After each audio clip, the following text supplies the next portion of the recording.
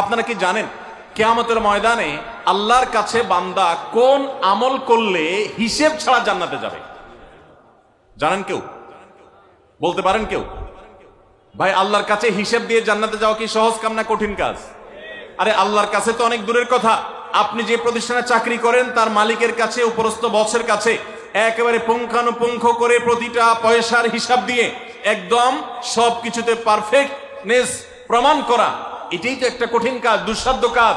সেখানে সারা জীবনের হিসাব আল্লাহর কাছে দিয়ে পাই পাই করে তারপর আপনি জান্নাতে যাবেন, বিষয়টা এত সহজ না। তাহলে হিসেব ছাড়া আল্লাহ তাআলা এমনিতে বলবেন হিসাব টিসাব নাই, তোমাকে এমনি জান্নাতে দিলাম, এটা চান আপনারা?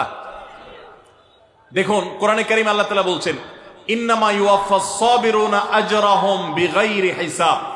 আল্লাহ বিনিময় দেওয়ার ক্ষেত্রে, সওয়াব দেওয়ার ক্ষেত্রে দুনিয়াতে যারা সবরকারী হবে, যারা ধৈর্যশীল হবে, যারা সহিষ্ণু হবে, যারা নিজেকে নিয়ন্ত্রণ করতে পারবে, এই সবরকারীদেরকে আল্লাহ তাআলা হিসেব ছাড়া দিবেন, তাদেরকে সওয়াব দিবেন হিসেব ছাড়া।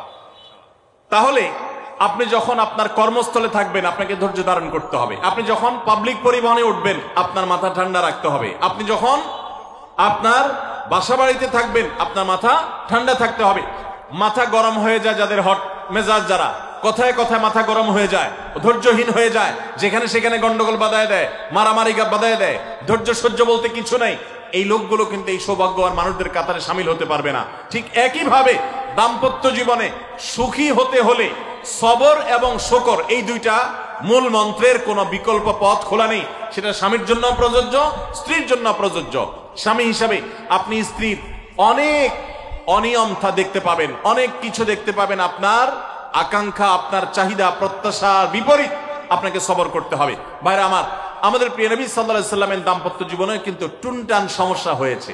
আপনারা মনে করতে পারেন নবী সাল্লাল্লাহু আলাইহি সাল্লামের ঘর, ওনার স্ত্রীগণ সাহাবী, তারা উম্মুল মুমিনিন আমাদের মা, এত মর্যাদাবান মানুষ তারা, তাদের আবার ঝামেলা হয়েছে।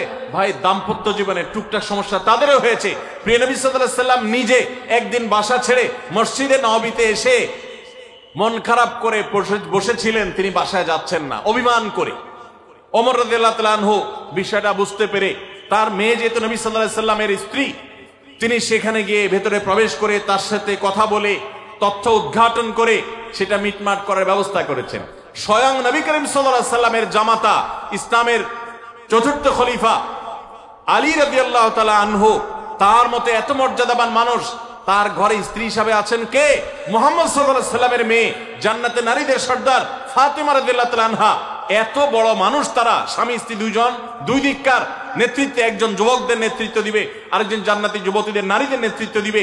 এত বড় মর্যাদাবান মানুষ, তাদেরও দাম্পত্য জীবনে কিন্তু টুনটান হয়েছে। একবার আলী রাদিয়াল্লাহু তাআলা আনহু এসে মসজিদে টানটান হয়ে শুয়েছিলেন মাটিতে, মনটা খারাপ, ঘরে একটু হালকা ঝামেলা হয়েছে, তো এই জন্য মসজিদে নববীতে এসে মাটিতে শুয়ে আছেন। নবী করিম সাল্লাল্লাহু আলাইহি ওয়াসাল্লাম দেখে বুঝতে পেরেছেন, টের পেয়ে গেছেন যে কিছু একটা হয়েছে বাসায়। তখন তিনি জামাইকে ডেকে বললেন, কমিয়া আবা তুরাব, এ মাটির বাপ, মাটিতে শুয়ে আছেন, এজন্য রসিকতা করে বললেন, এ মাটির বাপ উঠো, দাঁড়াও দেখি কি হয়েছে বলো। ভাইরা আমার, দাম্পত্য জীবনে টুকটাক সমস্যা হবেই হবে। যারা বিয়ে করেন নাই আগে থেকে প্রস্তুত থাকেন, বুকে পিঠে ছালার বস্তা সব বেঁধে রেডি থাকেন। বিশেষ করে সময় যেভাবে গড়াচ্ছে, তাতে করে সামনে থেকে হেলমেট পরেও যাওয়া লাগতে পারে। শুধু যাওয়া না, বাসায় ঢোকার সময় বাইক থেকে নামার পর হেলমেটটা আগে খুলবেন না, আগে যা বুঝবেন পরিস্থিতি কি, তারপর হেলমেট খুলবেন। বুঝেন নাই? দাম্পত্য জীবনে টুকটাক সমস্যা হবেই, এটা প্রত্যাশিত। মনে রাখবেন, এই জিনিসটা যদি আপনি আগে থেকে মাথায় রাখেন তাহলে আপনার কষ্ট অনেকখানি দূর হয়ে যাবে। আমরা অনেকে আকাশ থেকে নেমে পড়ি, কি বলে, এত বড় সাহস, এই কথা বলতে পারে কেন? ভাই আশ্চর্য হচ্ছেন কেন? এর চেয়ে বেশি কথা বলতে পারে, মাথা বাড়ি মারছে, আরে ভাই ছুরি মারে নাই যে শকর আদায় করে। বুঝেন নাই কথা?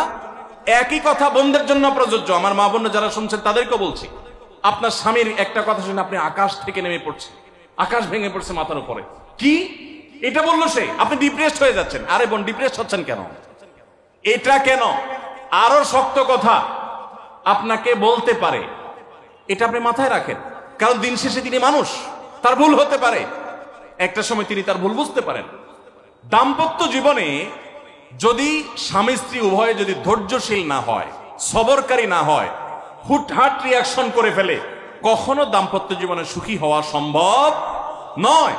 মনে রাখতে হবে, একসাথে থাকতে গেলে, দুইটা পাতিল একসাথে থাকতে গেলে টুনটান লাগে না, বাধে হয় না?